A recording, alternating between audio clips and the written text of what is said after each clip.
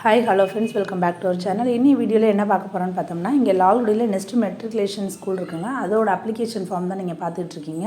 இங்கே வந்து இந்த அப்ளிகேஷன் ஃபார்மில் என்னென்ன டீட்டெயில்ஸ் கேட்டிருக்காங்க, அது எப்படி ஃபில்அப் பண்ணுறது அப்படிங்கிறத பற்றி பார்க்கலாம். இப்போ சப்போஸ் நீங்கள் வேறு ஸ்கூலில் சேர்த்துருக்கீங்க, உங்கள் குழந்தைய செகண்ட் ஸ்டாண்டர்ட், தேர்ட் ஸ்டாண்டர்ட், இப்போ ஃபோர்த்து ஸ்டாண்டர்ட் வேறு ஸ்கூல் மாற்றணும்னு சொல்கிறீங்க அப்படின்னம்னா, இந்த மாதிரி அட்மிஷனுக்காக அப்ளிகேஷன் ஃபார்ம் வந்து கொடுப்பாங்க. நியூ அட்மிஷனுக்கும் இதே தான் கொடுப்பாங்க. ஓகேங்களா? இப்போ நம்ம புதுசாக வந்து வேறு ஸ்டாண்டர்ட்லேருந்து அடுத்த ஸ்டாண்டர்டுக்கு வேறு ஸ்கூல் மாற்றுறோம் அப்படின்னம்னா அது எப்படி ஃபில் பண்ணுறதுன்னு பார்க்கலாம். அப்ளிகேஷன் ஃபார்ம் எப்படி தாங்க இருக்குது. நான் வாங்கினப்போ இங்கே வந்து 500 கேட்டாங்க. அது மாதிரி ஒவ்வொரு ஸ்கூல்லையும் ஒவ்வொரு மாதிரி கேட்பாங்க. ஒரு ஸ்கூலில் 100 கேட்பாங்க, ஒரு ஸ்கூலில் 500, 600. நான் வாங்கினப்போ 500 கேட்டாங்க லால்குடி ஸ்கூலில். மேலே வந்து அந்த நெக்ஸ்ட் ஸ்கூலில் மேலே வந்து அந்த பாப்பாவோ பையனோ அவங்களோட ஃபோட்டோ ஒட்டிக்கோங்க. ஃபஸ்ட்டு இதில் வந்து கொடுத்துருக்காங்க பார்த்தீங்களா, அவங்களோட நேம், குழந்தையோட நேம் வந்து அவங்களே கொடுத்துட்டாங்க. பிளாக் லெட்டர்ஸ் அப்படின்னோம்னா கேபிட்டல் லெட்டரில் எழுதணும். ஃபஸ்ட்டு இதில் இங்கிலீஷில் எழுதுங்க, செகண்ட் இதில் தமிழில் எழுதுங்க. உங்களோட பர்த் சர்டிஃபிகேட், குழந்தையோட பர்த் சர்டிஃபிகேட்டை பார்த்து அதில் எப்படி இருக்கோ அது மாதிரி எழுதுங்க. இல்லாட்டி ப்ரீவியஸ் ஸ்கூலில் உங்களுக்கு டிசி கொடுத்துருப்பாங்க.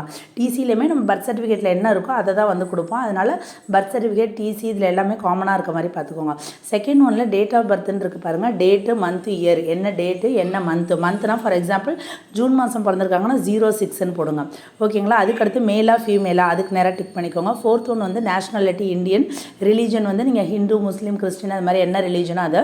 ஃபிஃப்த் ஒன் வந்து கேஸ்ட், அவங்களே கேஸ்ட் வந்து கொடுத்துருக்காங்க. அதில் எந்த கேஸ்ட்டோ அதை டிக் பண்ணிக்கோங்க. அதிலே பி வந்து சப்கேஸ்ட், அந்த பிசியோ இல்லை எம்பிசியோ அதில் சப்கேஸ்ட் தமிழில் நம்ம சொல்லுவோம் பார்த்தீங்களா, அது கேட்டிருக்காங்க. அது ஒன்லி ஃபார் ஸ்டாட்டிஸ்டிக்கல் பர்பஸ்க்காக. ஓகேங்களா? இவ்வளோ பேர் இருக்காங்க அப்படிங்கிறதுக்காக தான் அப்படின்னு சொல்லியிருக்காங்க. அடுத்து ஒன் 6th என்ன சொல்லியிருக்காங்கன்னா பேரண்ட்டோட டீட்டெயில்ஸ், அதாவது அந்த குழந்தையோட அப்பாவை பற்றியும் அம்மாவை பற்றியும். ஃபஸ்ட் ஒன் வந்து அப்பாவோட பேர் எழுதுங்க, எல்லாமே கேபிட்டல் லெட்டரில் எழுதுங்க. செகண்ட் ஒன் வந்து தமிழில் எழுதுங்க. அதுக்கடுத்து ஃபாதர்ஸ் என்ன படிச்சிருக்காங்களோ, என்ன டிகிரியோ அதை எழுதுங்க. அதுக்கப்புறம் குவாலிஃபிகேஷன் ஆஃப் ஃபாதர் வந்து என்ன வேலை பார்க்குறாங்க அதை எழுதணும். அதுக்கடுத்து மதர்ஸோட டீட்டெயில்ஸ் கேட்குறாங்க. மதர் நேமை ஃபஸ்ட்டு இங்கிலீஷில் எழுதுங்க, அப்புறம் தமிழில் எழுதுங்க. அப்புறம் மதர் அவங்க அம்மா என்ன படிச்சிருக்கீங்களோ அதை எழுதிக்கோங்க. உங்களோட குவாலிஃபிகேஷன், அதாவது ஆக்குபேஷன், என்ன வேலை பார்க்குறீங்க, வீட்டில் இருக்கீங்கன்னா ஹோம் மேக்கர்னு போட்டுக்கோங்க. அடுத்து 7th ஒன் வந்து நம்மளோட address, phone number, email ID கேட்குறாங்க. உங்களோட அட்ரஸ் எழுதிக்கோங்க. அப்புறம் வந்து அப்பாவோட மொபைல் நம்பர், அம்மாவோட மொபைல் நம்பர், அதுக்கப்புறம் இமெயில் ஐடி. இது தேவைப்பட்டால் கொடுங்க, இல்லாட்டி தேவையில்லை. அடுத்து 8th ஒன்னில் என்ன சொல்கிறாங்க அப்படின்னு பார்த்தோன்னா, குழந்தை வந்து இப்போ உங்களோட பேரண்ட்டோடே இருந்து வளருது அப்படின்னம்னா இந்த இது வந்து நீங்கள் ஃபில் பண்ண தேவையில்லை. சப்போஸ் உங்களோட குழந்தைய வந்து நீங்கள் வந்து கார்டியன், ஓகேங்களா, உங்களோட தாத்தா பாட்டி வீட்டிலேருந்து வளருதுன்னு வச்சுக்கோங்களேன். அந்த மாதிரி கார்டியனோட டீட்டெயில்ஸ் எழுதணும். கார்டியனோட பேர், அவங்க என்ன ஆக்குபேஷன் அதை எழுதிக்கோங்க. அடுத்து 9th ஒன் வந்து இப்போ அவங்க குழந்தைய வேறு ஸ்கூலில் இருந்து சேர்க்குறீங்க அப்படின்னு பார்த்தோன்னா லாஸ்ட்டாக வந்து எந்த கிளாஸ் படித்தாங்க. ஃபார் எக்ஸாம்பிள் 4th வேறு ஸ்கூலில் படிச்சிருக்காங்கன்னா 4th ஸ்டாண்டர்ட் அப்படின்னு எழுதிக்கோங்க. இப்போ 5th இங்கே வந்திருக்கோம். ஓகேங்களா? அடுத்து வந்து குவாலிஃபைட் ஃபார் ப்ரமோஷன் என்ன ஆயிடுச்சு, 4th வந்து பாஸ் பண்ணிவிட்டு இப்போ 5th இந்த புது ஸ்கூலுக்கு வந்திருக்கோம் அப்படின்னா 5th ஸ்டாண்டர்ட்னு போடுங்க. 11th ஒன்னில் வந்து நீங்கள் 4th ஸ்டாண்டர்ட் ப்ரீவியஸ் ஸ்கூலில் எவ்வளோ மார்க் எடுத்தீங்க அந்த மார்க் எழுதிக்கோங்க. 12th ஒன் பார்த்தோம் அப்படின்னம்னா இப்போ எந்த கிளாஸ்க்கு அட்மிஷனுக்கு வந்திருக்கோம், 5th கிளாஸா 6th கிளாஸா அந்த ஸ்டாண்டர்டே எழுதிக்கோங்க. அதுக்கடுத்து பார்த்தோன்னா பழைய ஸ்கூலில் வந்து அந்த குழந்தைக்கான ஒரு நம்பர்னு ஒன்று கொடுத்துருப்பாங்க. அதை நீங்கள் ஃபில் பண்ண தேவையில்ல. அதை நீங்கள் ஒரு பேப்பரில் எழுதிட்டு வந்து ஸ்கூலில் கொடுத்தீங்கன்னா போதும், அவங்க எழுதிப்பாங்க. அடுத்து குழந்தையோட ஆதார் நம்பர் எழுதுங்க.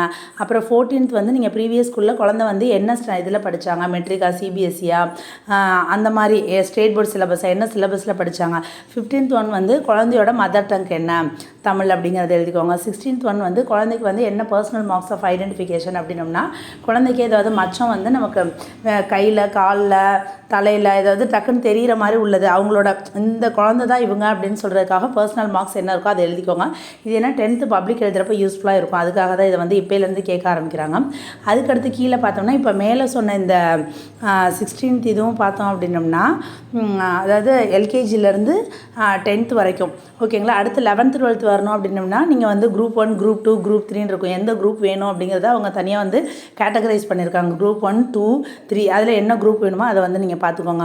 அதுக்கடுத்து நீங்கள் இந்த 11th 12th சூஸ் பண்ணுறப்ப என்ன மீடியம் சூஸ் பண்ணுறீங்க, தமிழ் மீடியமா இங்கிலீஷ் மீடியமா அப்படிங்கிறத அந்த இடத்துல வந்து டிக் பண்ணிக்கோங்க.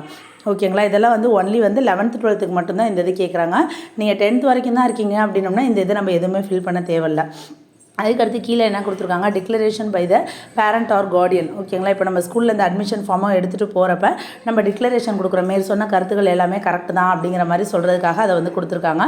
இப்போ சிக்னேச்சர் ஆஃப் மதர் அந்த இடத்துல சைன் பண்ணிக்கோங்க. சிக்னேச்சர் ஆஃப் ஃபாதர், அப்பா அம்மா 2 பேரும் போய் ஸ்கூல் சேர்க்குறீங்க அப்படின்னோம்னா ஃபாதர் சைன் பண்ணிக்கோங்க. சப்போஸ் ஃபாதர் வராமல் கார்டியன் போகிறீங்க அப்படின்னோம்னா கார்டியன் சைன் பண்ணிக்கோங்க. ஸ்டேஷன் டேட்னா எந்த டேட், அதாவது ஸ்டேஷன்னா எந்த இடத்துக்கு போகிறோம். இப்போ லால்குடி ஸ்கூலில் இந்த ஸ்கூல் சேர்க்குறோம்னா லால்குடி, டேட்னா என்ன டேட் போகிறோமோ அதை எழுதிக்கோங்க. For office use use only கீழே என்ன கொடுத்துருக்காங்கன்னா இந்த அட்மிஷன் ஃபார்ம் எடுத்துகிட்டு போகிறப்ப கண்டிப்பாக எதெல்லாம் வேணும்னு பார்த்தோன்னா birth certificate, community certificate, Aadhaar card இது எல்லாமே ஜெராக்ஸ் வேணும். ட்ரான்ஸ்ஃபர் சர்டிஃபிகேட் சப்போஸ் வேறு ஸ்கூலில் இருந்து இந்த ஸ்கூலுக்கு மாறுறாங்கன்னா டிசி சர்டிஃபிகேட் வந்து ஒரிஜினல் காப்பி இருக்கணும். ஓகேங்களா? நீங்கள் சேர்க்குற சமயத்தில் சப்போஸ் உங்கள்கிட்ட டிசி இல்லைனாலும் பிரச்சனை இல்லை, நீங்கள் அட்மிஷன் போட்டு ஜாயின் பண்ணிக்கலாம். அதுக்கப்புறம் வந்து ஸ்கூல் ரீஓப்பன் ஆகுது பார்த்தீங்களா, அந்த மாதிரி ஜூன் மாதம் அவங்க ஒரு குறிப்பிட்ட டேட் சொல்லுவாங்க. அதுக்குள்ளார நீங்கள் டிசி வந்து கொடுத்துட்டா போதும். இது எல்லாமே வந்து ஆஃபீஸ் யூஸ், நம்ம கொடுக்குற டாக்குமெண்ட் வச்சு அவங்க வந்து டிக் பண்ணிப்பாங்க. இதில் எதுவுமே நீங்கள் வந்து டச் பண்ண தேவையில்லை. கீழே நம்மளோட அட்மிஷன் நம்பரு இதெல்லாம் ஆஃபீஸ் யூஸில் அவங்க பார்த்துப்பாங்க. நம்ம மேலே உள்ளதை மட்டும் எல்லாத்தையும் ஃபில் பண்ணிவிட்டு நான் சொன்ன அந்த சர்டிஃபிகேட்ஸ் எல்லாத்தையும் ஜெராக்ஸ் எடுத்துக்கோங்க, ஒரிஜினல் எடுத்துக்கோங்க. ஓகேங்களா? அவ்வளோதான் ஃப்ரெண்ட்ஸ் இந்த வீடியோ. அடுத்த வீடியோவில் எப்படி ஃபில் பண்ணுறதுன்னு காமிக்கிறேன்.